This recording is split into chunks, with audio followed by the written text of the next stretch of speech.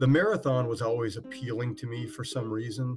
And when I graduated from West Point, went to the Army Engineer School at Fort Leonard Wood, Missouri. During that time, I met a guy who had run a marathon, one marathon before, and his parents had run marathons. Would do physical fitness stuff together. And he said, "Hey, let's run the Marine Corps Marathon." So we did, we trained for it. And that really was the itch to compete in the marathon in particular. And then later on, the ultra marathon.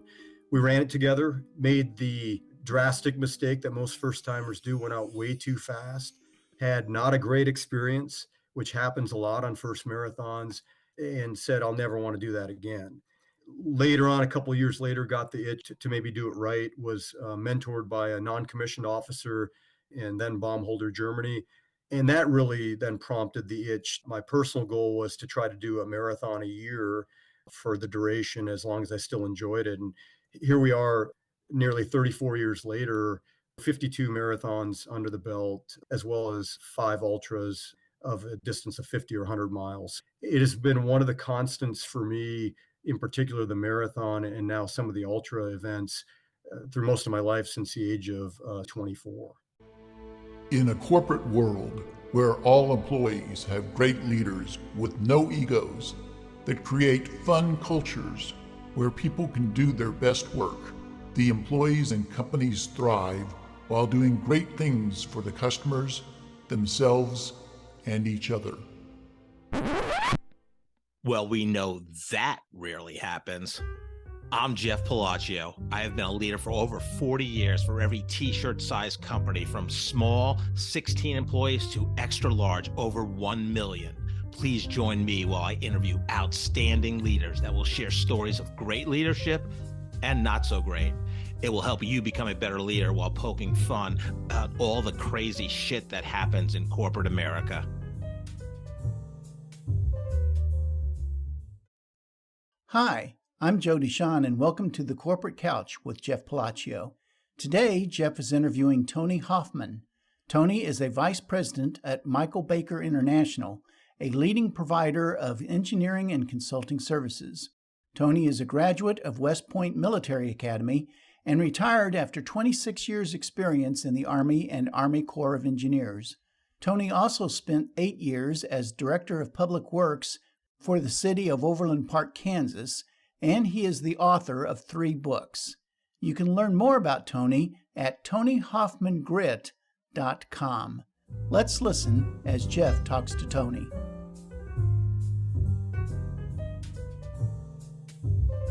Tony, welcome to the Corporate Couch this morning. Thanks, Jeff. Appreciate it. Looking forward to this. We're going to have some fun today. No, this is exciting for me because I've had some badasses on the Corporate Couch, but your ass is really bad, and I'm saying that in a good way, people. 26 years in the Army. Thank you for your service. So we'll dig into that too, but very excited. And 3-time author. Can't wait to talk about your new book that just came out January. We're recording this February 28th, 2024. So very excited. Excited to be here, Jeff. You've got a wide array of guests, and happy to join that crew. Yeah, well, thank you. So let's start with a fun question. Where did you grow up as a child, and what was fun for you as a kid? Sure, Jeff. I grew up in a really small town, rural Minnesota, Bruton, Minnesota, in west central Minnesota. So a town of about 720 people, high school graduating class of 34. Wow. So bigger farming community, small farms at the time. And my father, entrepreneur, started a automatic transmission shop in 1954. Wow. And it's still in business today with the same name. I get no royalties out of Hofmann Automatic Transmission, but the person when I was, 7th or 8th grader, my mother and father sold the business. The gentleman who purchased it, his son now runs the business. So tiny town in Minnesota, great place to grow up. We got into a lot of different fun activities, sometimes getting in trouble, but small town, everybody knows each other's business. And I find that that's not the norm, obviously, where we live in the Kansas City region with the big city, et cetera. Yeah. What was the craziest thing you did as a child that you didn't get caught? Well, we used to break into our high school and either break out the basketballs or things like that. But I honestly believe some of the adults probably knew it, and but we did that on a pretty habitual basis to do some athletic things, et cetera. Not no vandalism or anything like that. All in fun, but we were able to do that in a small town. You were never convicted. I can tell you did some things, but never convicted. Okay. With what were aspirations as a child? Like, hey, when I'm an adult, I want to be this. Yeah, Jeff, great area. I still keep in contact with, have some family there, not immediate family. My closest friend from high school, who also served in the military, is living in that area. Just talked to him last week. So really have close ties. It was really a special area. And however, it was either you go into agriculture or if maybe a family business. In my case, it was not aspirational to get into my father's business with automatic transmissions, and agriculture really wasn't in my DNA. So I opted to sign up for the military as a junior in high school under what was called the delayed entry program. And I looked at it as an opportunity to try to put myself through college. And eventually it led to a kind of a different path. I got to that path, but it was a lot different. So I enlisted initially in the military to kind of see the world, but also to fund my own college, which is my goal. It was never to stay in the military for, say, an entire career. And what drew you to the Army versus, the Naval Academy or? Well, again, enlisted first. So I signed up for a 2-year enlistment only at the time. This is back in 1983. Graduated from high school in 1984. So now dating myself. So the academy piece was never even part of the conversation. It was do a 2-year enlistment, get out. My father had served in the military for 8.5 years, but it was never really discussed, not because he didn't want to. He was at the tail end of World War II, very proud of his service. It had nothing to do with that, but it was not, like a military push from the family. I think it was never really considered the Navy or the Air Force. It was just something, hey, I think I'll join the Army, maybe see the world for a couple of years, and then go to college was my ultimate goal. Not really in retrospect, it wasn't a great plan, but it was a plan. And to be honest, college really wasn't a lot of discussion in our community. My parents did not go to college. I'm the first college graduate from my family. My sister's 2 years older, very successful career with great clips, 30 plus years, general manager, owner, etc. Wow. But college was kind of a goal of mine personally, but really didn't know at the end of the day how to get there at the age of 17, 18. You not only enlist, you go to West Point, so that's an honor in itself. But then you make a 26-year career out of the Army. So talk about that journey for you. Yeah, let me take a quick step back, Jeff, on the journey to West Point, which was kind of interesting. I think it might be interesting to your listeners. Enlisted, went in for a 2-year enlistment, and they have what's called basic training. I'm sure most have heard of Army basic training. I did mine at Fort Jackson, South Carolina. And then they train you for your craft called advanced individual training. Mine happened to be at Fort Gordon, Georgia in the communications realm. Well, during that process, as I was finishing up, I met a guy who was from Cleveland, Ohio, who was a guardsman. He was going back to the Army National Guard. And here we are, two 18-year-olds concocting this plan. And he said, his name was Brian Schaefer. He said, hey, let's go to the military academy preparatory school. And I had heard of West Point, but I didn't know that the academies had a preparatory school. Each one does. So on a whim, we both went. Here we are, a couple privates, lowest rank in the Army, go to the education center and find the one-page sheet about applying to the military academy preparatory school, then at Fort Monmouth, New Jersey. He goes his way back to Cleveland. I go my way back home after completing advanced individual training, and then go see the world. Rural Minnesota. Where do they send me? My first duty assignment, Fort Riley, Kansas. I completed the paperwork and somehow was accepted to the preparatory school. Never heard again from Brian Schaefer. And ended up going to the prep school, a 10-month course focused on really preparing you for the academy, focused heavily on English and math, and then earned an appointment to West Point after that roughly year of school at Fort Monmouth, New Jersey, through Congressman Arlen Stanglin from the state of Minnesota. So, kind of a long shot, no political ties in the family. And it's kind of what America's all about, an opportunity. And I look back on that as formerly small town kid from Minnesota, to be given that opportunity to go to our nation's one of our nation's military academies. Yeah, that's a great story. Wow. I tell people, based on my experience, people even in their professional career don't have a career strategy. A lot of them, especially 18-year-olds, don't know what the hell they want to do. But yeah, I mean, and I believe the universe or God put you where you should be. And obviously, it worked out pretty well for you. I have to ask you about one of your jobs in the Army. Looking at your career, I saw you were the HR manager for 320 colonels. That's right. What the hell? So, What the so hell was that like? yes, so Jeff, let me take you up to that point in a very brief, not to bore your listeners with the military career. Ended up volunteering to compete for a ranger school slot. We were not handed those. I was an engineer out of West Point. Went branch. There's different branches: infantry, armor, tankers, field artillery. I know you've had some guests on there: David Komar, field artillery. I chose engineers for a couple reasons. One, I wanted to get that feel for frontline soldier, and that's what combat engineers do. They really breach or prepare obstacles for our maneuver forces to go through. So it's can be a hazardous job early in your career on the tactical side. But I also wanted something, hopefully later, if I did stay in, that was relevant if I ever got out of the military. So the Corps of Engineers, I thought, provided that balance as my selection. Luckily, I was at least high enough to be branched Army Corps of Engineers based on class rank, because each branch, there's a pecking order, and there's only so many slots for the branches that you select. First duty assignment, Germany, Cold War. So I got there after Ranger School, which is an interesting story in itself. If we want to talk about Ranger School, graduated in April of 1991 from Ranger School, very, very tough school. And then went to Germany for my first assignment, which was tail end of the Cold War. The Berlin Wall had come down in 1989.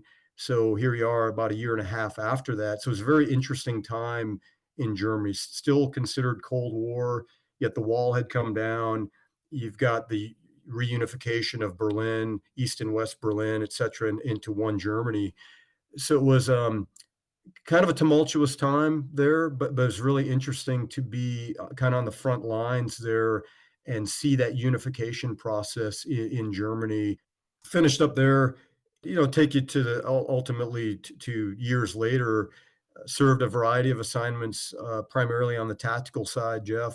And then the Army, almost got out of the military early. Again, no big career plan to stay in the military. I had my paperwork in to get out as a lieutenant.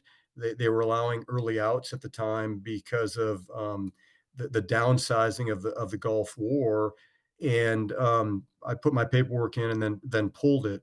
So there are a variety of times in my military career where I considered getting out. So it was never really a career goal to say, hey, I'll stay in 20 years. It was always kind of looking at, okay, what's best, and ultimately got married to my wife, Susan. We'll have 29 years here in December of this year. But it was never, hey, I'm going to stay 20 years as a plan. And I think it was healthy to take a step back at different times in the military career to determine, hey, is this really what we want to continue to do? Are we all in, or are we all not in? So years later, through a variety of staff positions, was a senior lieutenant colonel. And I'd never worked in the Army personnel. They call it Human Resources Command. Had never even heard of what's called senior leader development. And this is where you put an assignment officer in to manage, in this case, over 300 colonels in the engineer, chemical, and military police branch. So here I am, a fairly senior lieutenant colonel, and now you are assigning colonels, most of which are very competitive for flag officer at general officer level. So it's really, from my perspective, not having worked in human resources, I only did it for a year, was really kind of a fish out of water. But you're getting a peek behind, some very you get to see everybody's career files, etc., and really how really stellar these senior leaders are in chemical engineering and military police. Felt I was a fish out of water, but in retrospect, it was probably good not to have previous human resources command experience because you came in with a fresh set of eyes.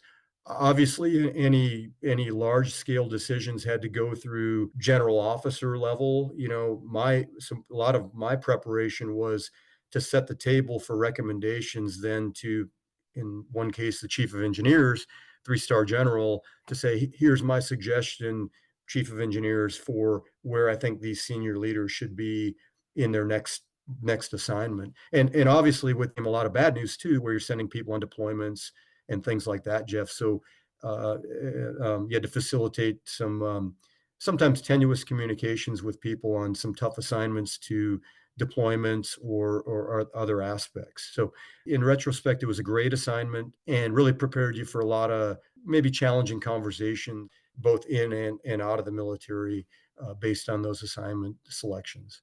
Yeah, I was assuming like with 320 kernels, it's probably a fairly typical type A environment. Uh, any of the craziest conversations you want to reveal here publicly? Yeah, I won't give names, but you kind of find out, the military at the officer level is very competitive. It's an up or out society. You can't stay stagnant in one job forever at the same rank. Either you get promoted or you're kind of saying, hey, it's time for you to probably leave the military. So that competitive nature is kind of built in. I think that's somewhat unfortunate. And what you really find is the best of the best are those that really understand the peer system and the teamwork environment, yet understand that it's an up or out. And it's kind of like a pyramid. There's less promotions as you move up, and there's less opportunities and less needs of the military. So I think a couple things I saw that were maybe a little bit challenging were maybe folks who really wanted that next level to become a general officer, a flag officer, and you got to learn those personalities very quickly because of conversations. They would call you and say, hey, why maybe I'm not getting promoted, and can you get me in this particular position, etc. Or very rare, but you found some that utilized high level 3 and 4 star military folks to get them in, try to get them in particular positions. And then when you're kind of at the end setting the slate, those dominoes fall. And now if somebody gets injected into a process that you had already had set, other people are going to get some pretty bad news because the dominoes have fallen, and an assignment somebody didn't expect with somebody injected into a different assignment. Now you've got to communicate bad news on a short duration timeline sometimes. So it was interesting, Jeff. You got to learn kind of who the real team players were, and maybe others that, just like corporate America, some have different aspirations outside of maybe the team, if that's the best way to put it. You're too kind. That's all. Yeah. I was Yeah. looking for some really nice dirt, but you said it in a really nice way, so it's good. Let's go back to Ranger School. I mean, that's obviously one of the most strenuous, difficult military, like a Navy SEAL type thing, right? Like, so talk about that experience and what did that teach you about leadership, and what was your kind of, biggest change for you personally, the day before you started that program to the day you graduated?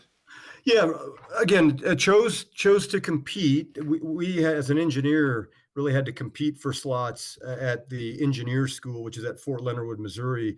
The engineer school only had allocated, they told us it was probably going to be 8 slots. I think we ended up getting 16. So we actually had to compete. If you chose, you didn't have to. And we went through a very rigorous kind of ranger preparation course, and you were evaluated on physical fitness and a variety. And then they developed a queue of, okay, here's our top candidates. And depending on how many slots the Army Engineer School had, you may or may not have earned a slot to go to Ranger School. So you're actually a glutton for punishment, volunteering to go. But as an engineer, you were not simply handed those slots when you got, say, to your first active duty unit. So chose to compete. I really wanted to kind of see how good you could do against, in this case, one of the elite courses of the military. Earned a slot, luckily, and then went in 1990. So at the time, it was and Ranger School is a little bit different than, say, Special Forces. Ranger School is small unit leadership, was broken down into then four phases: a Fort Benning, now Fort Moore, called Fort Moore phase, kind of a city phase. Then Dahlonega, Georgia, is mountain phase, swamp phase in Florida, and then at the time they don't have it anymore. Desert phase in Dugway, Utah. So it was kind of different areas, and in each one of those, you were graded on patrols and leading the small units, the platoons that you had. And if you didn't pass over 50% of your patrols, you were either recycled at the time or booted out. And some of it was a stroke of luck on which type of patrols you got, and you couldn't control that. In my case, I made it through the first two phases, and then did not pass over 50% of my patrols in Florida, got recycled at the time. At different times, they either allow recycle or they don't.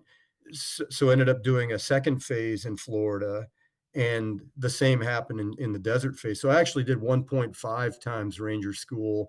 There's a Ranger tab. I call it the Ranger Ran tab because I actually, true glutton for punishment, went through about 1.5 Ranger schools Wow. to get through. And I don't say that braggingly, I say that jokingly, but very tough schools. Sleep deprivation. I went in the winter time, which arguably can be tougher, colder weather. You did get one extra ration of food a day because of the cold weather, but it was tough. It's one of the coldest places that I've ever been in my life, really, were the mountains of Dahlonega, Georgia. So it certainly tested your mettle, and also the fact that getting recycled twice was really a difficult piece. I think what I learned from Ranger School was, one, there's a bit of luck involved, what type of patrol you get. The one thing that's great about Ranger School is they do peer evaluations, though, as well, or at least at the time. I don't know if they still do, where your peers were evaluating you. So the fact that you were on a graded patrol, say you wanted to surge only then, and then maybe not be a team player, your teammates would call you out, and your peer evaluations would show that. Are you a team player when you're just a member of squad, or when you're actually in a leadership position being graded? So it's a very tough and stringent school, but I think what I learned from that is the value of teamwork, and are you authentic about your being a team player, but also the grit and fortitude to see things through and not quit. Sometimes folks get hurt. They can only be hurt for X amount of time. If you miss too much medical, you're kicked out of the course. But I think the resiliency and grit, certainly, of not quitting there and sticking with it despite going through 1.5 Ranger schools, was something that stuck with me to this day. Yeah, just what you've done career-wise as well as for yourself personally. I know you're an ultra endurance athlete. When did you start picking up the running, the doing marathons, the ultra marathons? When did that start in your life? Well, Jeff, you're too kind. First, you should say there's something wrong with your DNA for doing all these endurance type things over time. There certainly is a trend there.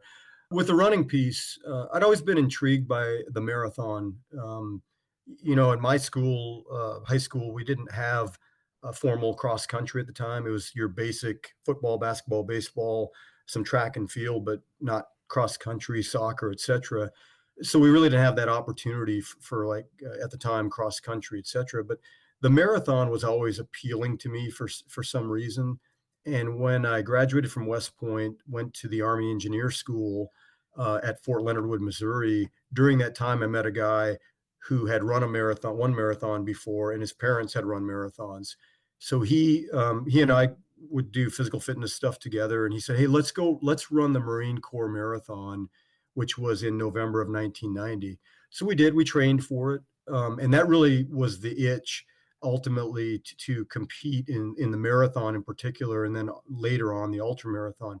we ran it together and made the drastic mistake that most first timers do, went out way too fast, had not a great experience, which happens a lot on first marathons, and finished and said, I'll never want to do that again.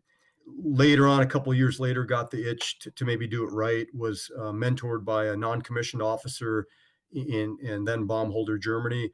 And that really then prompted the itch to my personal goal was to try to do a marathon a year for the duration as long as I still enjoyed it. And here we are, nearly 34 years later, so 52 marathons under the belt, as well as 5 ultras of a distance of 50 or 100 miles. So it has been one of the constants for me, in particular the marathon and now some of the ultra events, that has been a constant really through most of my life since the age of say 24. And I'm very proud of kind of the duration of that at my age now, still trying to get after it. Maybe not as fast, but still trying to be competitive in that realm. No, I love that. So during that first marathon, the Marine Corps marathon, is that after that, did you come up with the phrase or embrace the phrase "never pass the porcelain"? Is that No, the never past the porcelain came from probably combat deployments where you have the opportunity to, you're referring to my third book, where if you come across a restroom, don't pass it up, especially if you're on a trail, because you don't know when you're going to see the next one. okay? So never pass by porcelain. I've never done a marathon, but I've heard some of my friends that have. I've heard some porcelain-like stories that occur during marathons. So I'll just leave it at that. It's a crappy way to transition to the next topic. But anyhow, Well, Jeff, what I'll say on that is, what happens in the marathon and endurance events stays with the marathon or endurance events. How's yeah, that? love it. Just like Vegas. It's That's right. all good. So it's always interesting to me, and I'm always sympathetic and empathetic towards military personnel that are transitioning to the professional career after a length of service. So tell the audience about how you did that transition. How did you get that first non-military job, and share that experience. Yeah, Jeff, it's a great topic. I'm very passionate about the military transition. And first, I know you don't expect it, but shout out to you, Harry Campbell. Met with Harry unbeknownst back in when I transitioned out in 2013. He didn't know me. He didn't have to meet with me, and I probably didn't have great questions for Harry. But appreciate both of you and a few others that really try to assist transitioning veterans. So a couple aspects with that. One, in retrospect, when you're in something that long, like the military, in my case, 26 years, you really are kind of institutionalized. So the transition really is a journey back into the non-military sector that you joined years ago.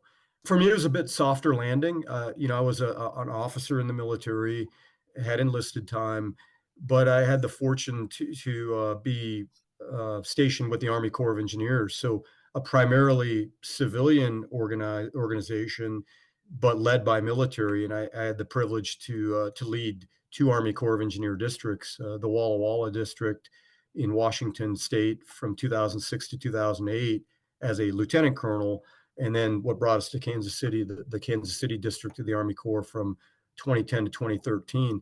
And I don't say this selfishly, but in retrospect, I was very fortunate to one, be selected for those positions. It's a selected position, but to have the opportunity to interface with non-military, because in the case of Kansas City district, 900 personnel, there are probably 4 or 5 uniform military. So it really buffered that transition of coming out of the military and never having worked with non-military, which is pretty rare. A lot of folks in the military only work with uniform military and then have to make that transition. The other aspect I was very fortunate on, I was degreed engineer, that there are positions available for degreed engineers and opportunities that probably others didn't have. So it's very, very fortunate, very blessed to do that. That said, in retrospect, I didn't spend a lot of time planning the transition. I think that happens a lot. Would have spent more time planning that transition We were not sure. We didn't come to Kansas City with the intent to retire out of the military, but it was the right move for Susan and our family, that then three kids, all middle school or below, who had been moving around quite some time. So to answer your specific question, I think with the military transition, it can be challenging for a variety of reasons. One, institutionalized for, in my case, 20 plus years, 26 years. Second, I hate to say it, but I think in many cases, ego comes into play. Of you affiliate yourself sometimes with the uniform and the rank. I hope that wasn't the case with me, but it can be with others who identify themselves through their rank. And I think that can be a tough transition where, you're no longer the name, the rank, and you're coming back into society. And quite frankly, only 7% of the US population serves. And I don't say that negatively, but you're joining at 93% who may not understand the military. And it can create a bit of a challenge if you allow it to. So I think for all of those reasons, the transition can be a bit more challenging. In my case, I was very fortunate to have worked in the Army Corps of Engineers and had a bit of a buffer on the transition process from the perspective of kind of rejoining a non-military workforce. The podcast today is brought to you by Connect 5000, a Kansas City-based lead generation firm. If you're having top of the sales funnel challenges or are struggling to get into the door of targeted companies, go to www.connect5000.com and download our free ebook. In the last 14 years, we've helped countless software, technology, and consulting companies boost sales revenue with effective lead generation campaigns, sales prospecting strategies, and inside sales management. That's www.connect5000.com. No, interesting. So a colleague of mine at Exec HQ and now a friend, Baron Lucas, he was the highest ranking Marine official in Texas. And so when he transitioned, he told a similar story, but like he had a car and drive, Yeah. he got, and then he's transitioning to the 93%, like you say. And, it's a different, it's different, right? Whatever you want to say. Well, Jeff, you make a great point. As an Army Corps district commander, what a privilege to lead, but you are at more of the executive level, so things are a little different. Then the question becomes, can you make that transition where you're rolling your sleeves back up and maybe doing a lot more things that you probably didn't have to do in some of those higher ranking positions. And I think that can be a challenge for some of the senior non-commissioned officers or officers as well. And that becomes personality dependent of expectations when you do get out. And that's where, frankly, I think my small town background came into play. Of it's not about yourself, it's about hard work and determination and being humble along the way. And I hope that's been the case with me, but it wasn't a perfect transition. I don't think any of them are, but I was very fortunate to kind of land where we did post military. Worked with a company called Stantec, large scale architectural engineering firm first, and then was actually approached by the city of Overland Park for the public works director job, which I fulfilled for 8 years, and then joined Michael Baker International on the architectural engineering side in their federal program. I love leadership and building great cultures, but I would think not only the transition of coming from the 7% to the 93%, but you're kind of leading people that are kind of similar, I would think, and then we go into the kind of the private sector, or in terms of now you're working for a company and you have people that are all different than you.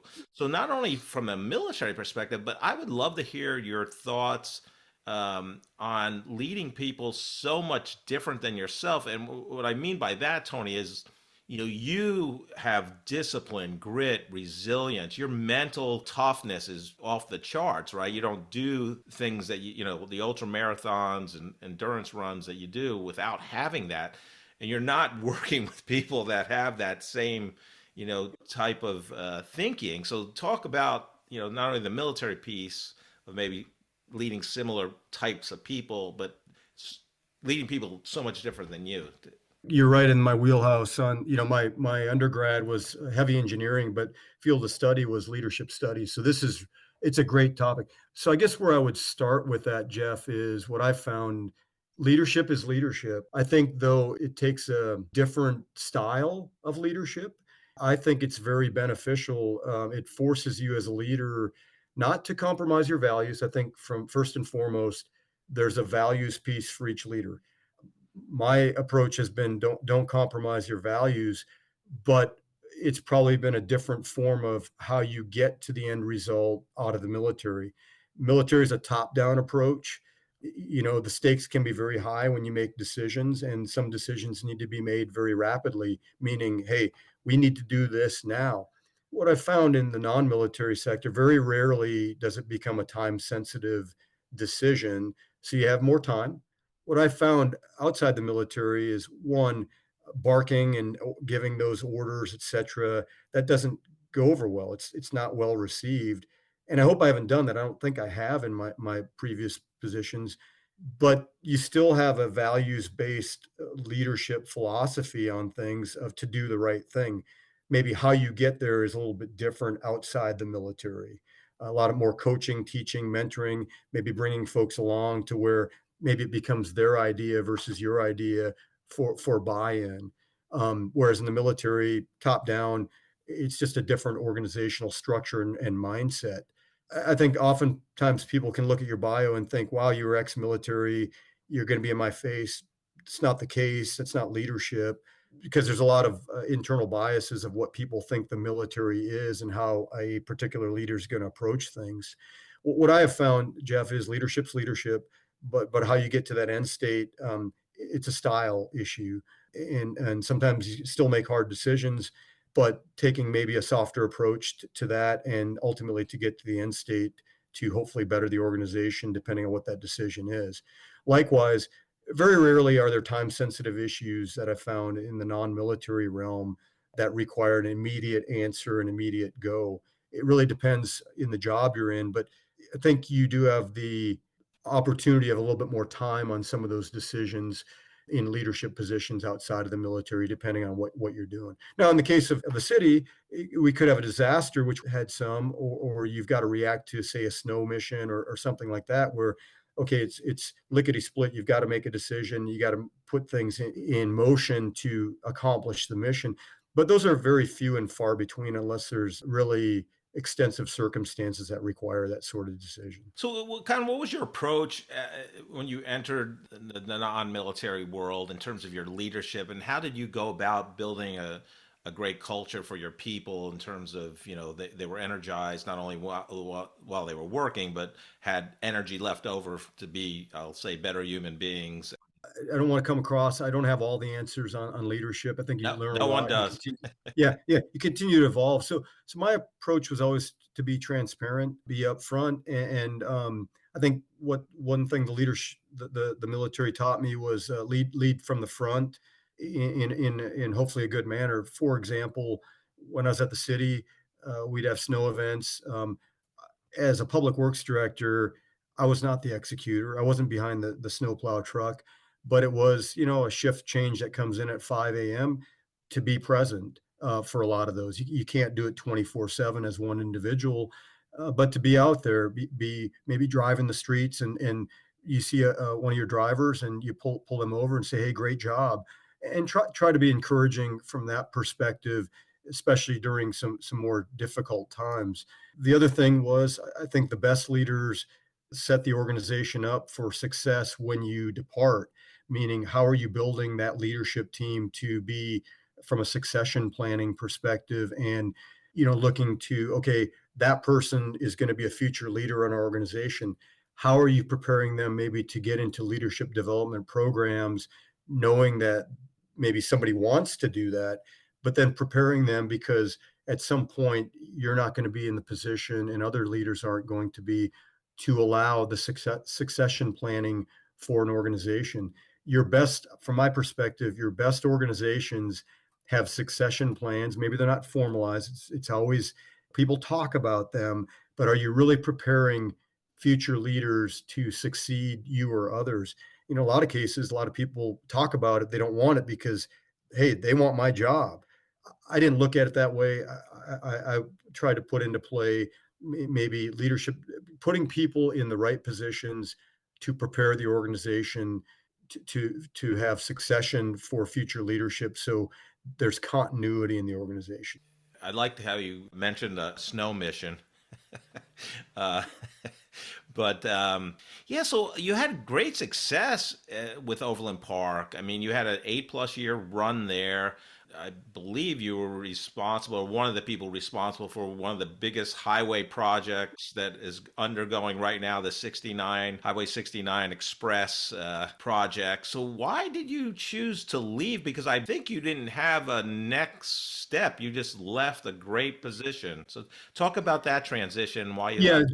it's a great topic. So a couple things. There were two major initiatives that I really wanted to, not me, but I really wanted to see the team complete before departing. One was the US 69 Expressway project. I could go into a lot of detail, but the short story is the state looked upon the city of Overland Park and our staff, my staff, to get that project in place. And I know express toll lanes are controversial. I eliminate that. US 69, and for those who understand that are listening, one, it's gonna be the largest, I think it is the largest project in the history of this region. It was a, 60-plus-year-old highway that needed upgrading, and it was the number one safety issue of any four-lane interstate highway in the state. So it was a very, deliberate process by the state, and they needed the right city and the right city staff to get that into place. I mean, to the point where the former Secretary of Transportation was calling directly down to the then city manager and myself. So that ball got rolling years ago, and I was very pleased to help put that project into place, which is being constructed today.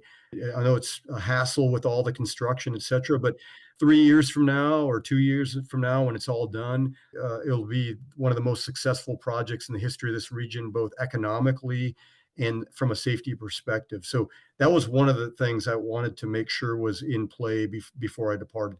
The other one was much more near and dear that a lot of folks don't know about. It was tied to infrastructure and educating the public about infrastructure. It was an infrastructure task force and very tough public meetings. But at the end of the day, last year, after I departed, it was approved another $21 million for local street projects, and we put that into play by educating the public for the vote for the increase in mill levy to get that into play. And that will benefit Overland Park residents for decades to come because it's another $21 million for not only streets, but also traffic, et cetera.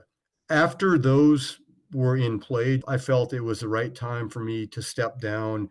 The public had changed. It did get a little more personal on some things where you're getting emails and letters sent to the house. I just thought, hey, it's probably time for a change. It's best for the city.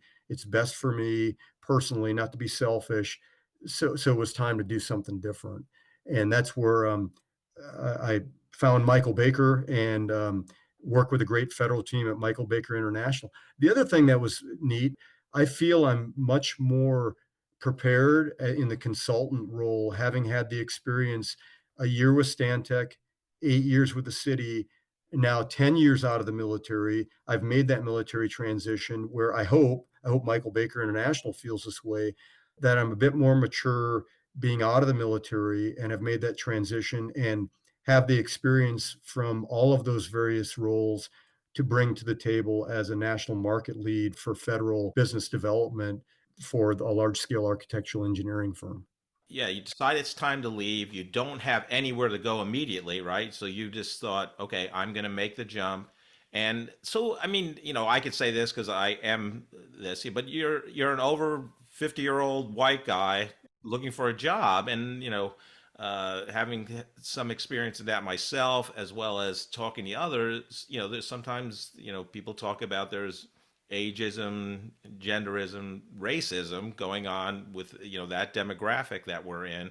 Did you experience any of that? What was your experience in terms of the interview? Jeff, I didn't, one, no, but I appreciate you bringing that topic up because it's a sensitive topic, right? It is true, whether it's gender, age, etc. I did not experience that. In fact, as I was contemplating, okay, what's the next step? I went to a large scale business conference on my own dime and wanted to kick the tires to see if I wanted to come back to the consulting world, and if I still had maybe some street credibility left. And I was actually pleasantly surprised by a variety of things. That one, the needs are out there for experience in this particular field. And two, I've always wanted to not define myself by my military career. I made that a very distinct point where I don't lead with former rank. And I think you know that. But it's been really refreshing, frankly, with Michael Baker International and our federal team. Most of my teammates are former military, and those that aren't understand the militaries. So it's been really refreshing, frankly, to be in that community, all for the same mission. And probably, I think we understand the mission, and we also understand the needs of understanding the organizations we were once a part of to be able to get in front of those clients and provide them the best engineering expertise we can to support their mission. So it's been actually very refreshing for me, and I work with a great team at Michael Baker International. We'll talk about your new book here shortly, but you just published now your third book. So was writing always something you wanted to do? Because most people are lucky to publish one book, and now you just published your third. So talk about your kind of your writing goal and objective. How did that come about? Another great topic, Jeff. We could go on and on about this whole thing. Actually, no, it was never a goal. So my first ultra marathon that I attempted, ultra marathon being more than 26.2 miles, was in 2013, and I chose to do one of the hardest in the world, if not the U.S., but the world, the Leadville 100, which goes to 12,600 feet. So not only are you entering a new realm of more than 26.2, you're going 100 miles, at a high altitude. After not finishing that, got pulled off during their intermediate time cuts, and I didn't meet the time cut. Got to mile 60 and was pulled off the course, which was really a kick in the rear end for me as someone who tries to kind of finish every race you can. But then I went back in 2014, did some changes to the training plan, and was fortunate enough to finish that race in 29 hours and 31 minutes. But through that process, I actually completed about a 70-page Word document, kind of capturing the whole experience a couple weeks after. It was fresh in my mind with photos and maps, etc. And it collected dust for the better part of 6, 7 years. Well, a friend of mine, West Point classmate Dave Gluth, a very good friend of mine, he prompted me. He had written 2 books. He said, "Hey, you need to write a book. You already got it written." And I said, "You're kidding me." So we went back and forth, and finally he convinced me to put it into play. And that's where Embracing Grit, my first book, came out. And so it really was a friend of mine who convinced me to write it, and then went through the process of how to do it, et cetera, which is a process in itself, as I know David Komar and others have kind of said who have written a book. So no, it was never a distinct goal. It became a goal after being convinced by a friend of mine to do it. Yeah, so your latest book, Rim to Rim to Rim on a Whim, Yeah. The Endurance Junkie's Guide to the Grand Canyon. We talked a little bit about this prior to coming on air. I love you have a great writing style. It's very authentic. It's transparent, well documented. I love the pictures and the maps and the lessons you learn, and embracing imperfection and failures. But tell the audience about that book, because I like on the whim part. So maybe start there and just talk a little bit about your book. Sure. Talking 2021. So my major race, and I haven't been able to qualify. I've not been fast enough the last couple of years, but the Boston Marathon to me is the gold standard of racing. I've done that. I'm very proud to say I've done that race 14 times. I guess 13, but 14 with the virtual year in 2020. Well, anyway, 2021 was qualified, and they had canceled the race in 2020.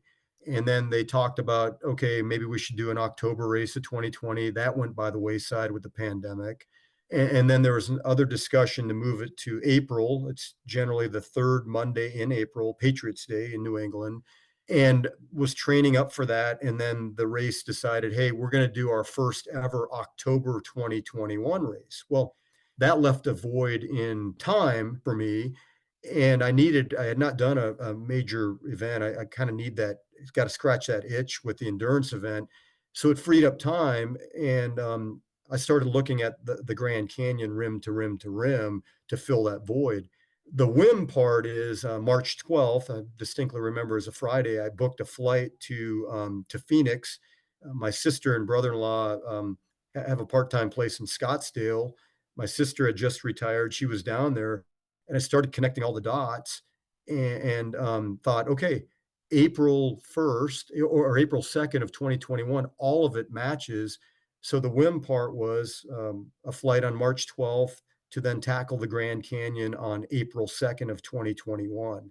I had been training, but I frankly had some back issues and was not in peak physical condition.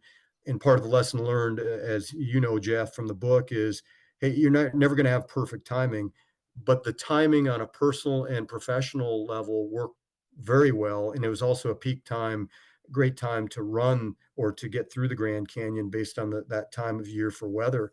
So it all worked out. Um, Ended up completing from the South Rim to the North Rim and to the South Rim in 17 hours, which probably people can do it faster. It's not setting any speed records. It's not a race. However, I was pretty proud of being able to do that with minimal breaks. More importantly, though, for those that are interested, a lot of people have seen the Grand Canyon, one of the seven natural wonders of the world.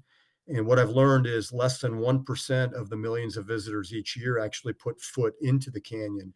So the bigger piece for those that are interested is if you're going to make a journey into the Grand Canyon, whether it's one rim to the next or rim to rim to rim or just a day hike into the Grand Canyon, how should you prepare to go in? What are some of the things you should be looking at? And from a safety perspective, et cetera, how should you prepare if you decide to stay in the canyon?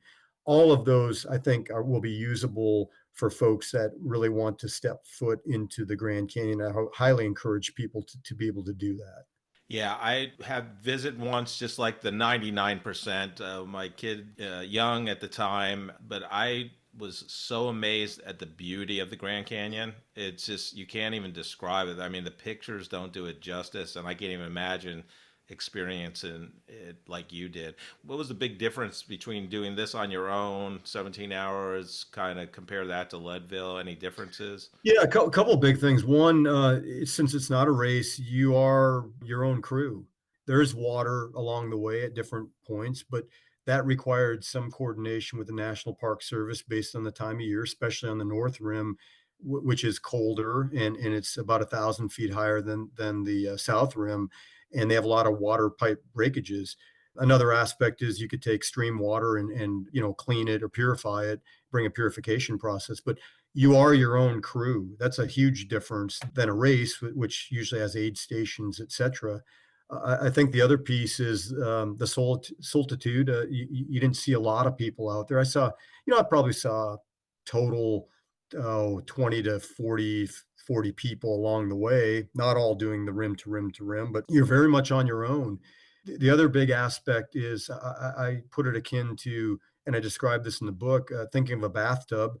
You got the high rim, you go down, an ant crawling down into the bathtub and then up the other side, and then a return trip with the Colorado River in the middle. They are very steep. The south and north rims and those switchbacks are no joke. I would say probably at that point in time, given the amount of time on feet, probably the toughest hikes I've done with respect to the sheer difference in elevation along those two particular peaks. So a lot of the same, but a lot of different. The other piece that's very major, Jeff, is the fluctuation of temperature. So it went from 34 degrees to over 94. So you had over 60-degree variances throughout that 17 hours, which is okay, how do you plan accordingly for what you're wearing? You want to go light. So all of the logistics were a lot tougher going solo because you are your own crew and it's on you to make sure you're prepared accordingly for food, hydration, etc. Phenomenal accomplishment, and yeah, it's a great book, not only for people that are even vaguely interested in doing the Grand Canyon, but any type of athletic event where you really have to exert yourself. And one of the things you talk about is you're capable, beyond belief, in terms of you can do more. You just get out of your head and just do it. Like I think is your advice, and it's great. And I will say, just go back to Leadville. Part of your Leadville experience is helping Warriors Ascent, Mike Kenny's organization, with veterans and first responders with PTSD. So that's phenomenal. I know you're a big part of that organization, a big supporter. So thank you for doing that. Mike's a great person, ex-Army like yourself. Not Yeah, very, very proud of that, Jeff. Thanks for mentioning that. It's Team Leadville, our high altitude running team. This will be year number 10 for us. Year number 9 supporting fundraising for Warriors Ascent. So we do a high altitude running team. In 2024, we've got 14 marathoners. We start and finish the race together, and we've got 28 that are doing what's called the heavy half out there on the 29th of June. And our goal will be $100,000. And I'm very confident we can achieve it. To date, we've raised $444,000 for Warriors Ascent, and that has put 222 people through the program, which we can legitimately say we've saved 222 lives and counting. Back to the kind of the 3 books, I will say this: one constant through all 3 of those, there's always a bigger message than just the Leadville 100 or Team Leadville or rim to rim to rim. One constant is grit. I'm a big believer in grit, really challenging yourself to do uncommon things, and get out of your comfort zone, whether that be doing 100 miles or doing a 5K, or starting something new career wise, or whatever. Big believer in grit. The whole Angela Duckworth book on grit, and her equation of grit. She studied West Point cadets, which is ironic. Went to West Point. What better factory to study grit? But big believer in the whole grit piece, and that is one of the things that kind of goes through each of those particular books. Yeah, I love that. Tony, there's 2 groups of people I love to help with great leaders like yourself and their advice. So one is that group coming out of college, they're going to get their first post-college job. What advice do you have for them as they begin their professional career journey? Yeah, different time right now, with remote work and hybrid, Jeff. So I think from a leadership perspective, again, I'm not supervising anybody right now, which I'm actually is kind of a nice break, frankly, not opposed to leaders, but I did it for 30 plus years. I think a couple things. One, I would encourage them to interact with their fellow employees, and that means some face to face. I don't want to come across as old school. You got to be in the office every single day, but I do believe interface with your teammates is something that has to be balanced to really understand the culture of an organization and really get kind of indoctrinated into a particular company. Because if you're not doing that and at home the whole time, I don't think you can really understand the culture of a company and really get the interaction with your teammates. So I would encourage them to seek not only their supervisor but also fellow workmates. The other thing is I would encourage them to get engaged in building relationships not only within the company but also outside the company. I used to hear a lot of getting out of the military and transitioning, hey, it's all about relationships. Well, until you actually experience that, you really don't understand the power of those relationships. Give you as an example, when I had left the city and was a short duration looking for what the next career was, you did not hesitate. You're one of the few that very authentic, did not hesitate to spend some time with me, talk, etc. I think the value of those relationships, not only within the company that you work for, but outside will pay big dividends, not to be self-serving, but those relationships become very valuable. So I would encourage them to seek others, either peers or others within the industry, and that may be professional organizations, nonprofits to join, et cetera, and build their base of other people and other relationships. Tony, so great to talk to you. Love your grit, love what you've done, and excited about your third book. And I'm almost done with it, so it's a great read. So thank you so much, not only for your books, but your service to our country and supporting a great organization like Warriors Ascent. Jeff, pleasure today. You'll be getting a signed copy soon. Just need to link up with you and get it to you. But appreciate your time today and having me on your podcast. Yeah, thank you. So many great things about Tony. I think Tony's the fifth person that has served in some branch of the military. It was Baron Lucas, David Komar, Sly James, and Yoav Sneer, who was in the Israeli Defense Forces, IDF. But it's just incredible the lessons of leadership and the foundations of leadership that these people get and are able to transition that to the private sector, getting a corporate job per se. And, I'm always, as we talked about in the episode, I'm always empathetic to job seekers as a whole, because it's a shitty process for most companies, unfortunately. And it's hard for people, right, to go through it, in my mind. But I'm very empathetic towards military people because, they're, 25 years in a cocooned environment. They're sacrificing and giving, themselves to serve our country, which I'm always honored to help them as being a part of that. But, it shows how you transition that, and leadership is leadership. And, he's another crazy endurance athlete. He, calls himself the endurance junkie, writes these books about his training. He's done ultra marathons. Marathons. You got to stop interviewing people with marathons. They're right. Getting complex. We get tired driving 26 miles. That's right. But and he supports the Warriors Ascent, Mike Kenny's not-for-profit based in Kansas City that helps first responders and veterans to overcome and help with their PTSD.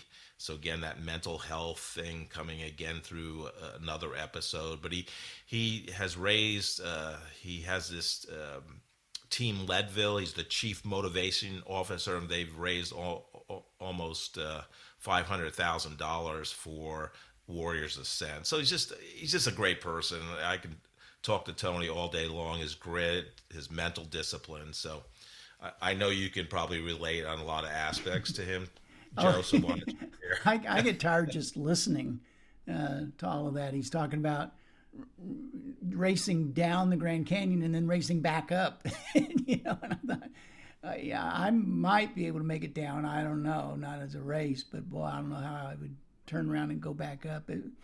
It was amazing. One thing about transitioning from the military to the business world or to the non-military world, and the military, I've heard it said, the military is not a social. I'm going to say that again. The military is not a social experiment. It is a thing unto itself. It just is what it is. That's one of the reasons why in the military they recruit from high schools, right? They don't want middle-aged white guys like you and me. They want these young, malleable 18, 19-year-old kids that they can mold then into the military lifestyle. And that's also why you talk about transitioning from military to the business world.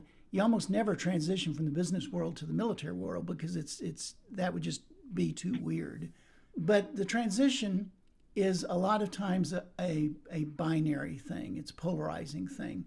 Some people are extremely successful with it. Tony obviously is extremely successful with it. Baron is extremely successful in his transition from the military to the business world. But the suicide rate and the homeless rate for military veterans is much greater for the military veterans than it is for the population as a whole. So apparently there is a group of people where that transition is very, very difficult, and he has a heart for that, and he has a passion for that, as I think everybody should. So that it's just interesting to see how the military itself can be an environment all of its own, and then the transition into business is a category all of its own. Also, it's interesting that there are a lot of things in the military that prepare you for business. There's nothing in business that would prepare you for the military. So I just think anytime that we have a military person on and he talks about that transition, I think it's an interesting study. Yeah, I mean, I think the stats are that like one every 22 seconds a military veteran commits suicide. So yeah, it's tragic, and while it's a small percent of our general population, I think he said 7%. I mean, those people have sacrificed a lot to help keep our freedom. Very interesting conversation. Anything leadership-wise you want to impart on our great listening audience today? Yeah, we're going to go to that great philosopher Stephen Wright one more time. One time Stephen was talking and he said this. He said, "I just got a present that was labeled from Mom and Dad, and I know darn well that Dad has no idea what's inside." Thank you so much for listening to this episode of The Corporate Couch. If you enjoy the podcast, I would love for you to take 2 minutes out of your day to rate us 5 stars and write a review. Please join me next week to learn from another great leader sharing their professional journey and insights.